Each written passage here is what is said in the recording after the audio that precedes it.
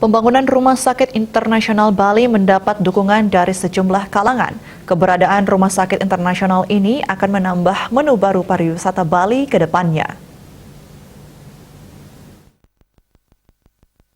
Presiden Joko Widodo melakukan peletakan batu pertama atau groundbreaking Rumah Sakit Internasional Bali yang terletak di kawasan wisata Sanur pada Senin 27 Desember 2021 lalu.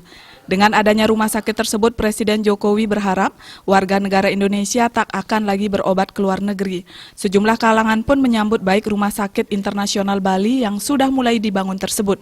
Menurut salah seorang tokoh pemuda, Dr. Yoga, pembangunan Rumah Sakit Internasional akan berdampak positif untuk Bali.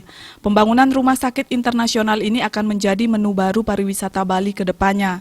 Pihaknya berharap pemerintah Provinsi Bali dan Kabupaten Kota mulai menyiapkan SDM terbaiknya untuk dapat mengisi posisi-posisi penting di rumah sakit internasional tersebut. Tentu saja, saya rasa kita semua di Bali ini sepakat bahwa pembangunan rumah sakit internasional tersebut akan berdampak positif untuk Bali karena itu merupakan menu baru dalam pariwisata di Bali. Yang sebelumnya kita masih dengan pariwisata budaya, sekarang dikembangkan lagi dengan medical tourism.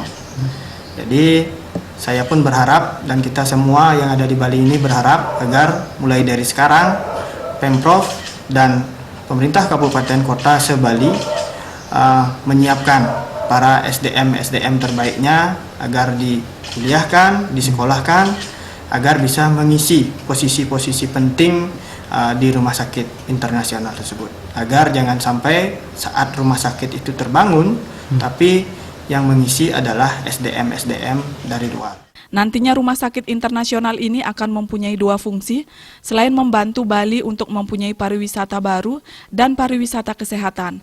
Rumah sakit ini juga diharapkan bisa mendukung pelayanan kesehatan bagi para investor yang pekerja atau profesionalnya berada di Indonesia. Andika, Bali TV.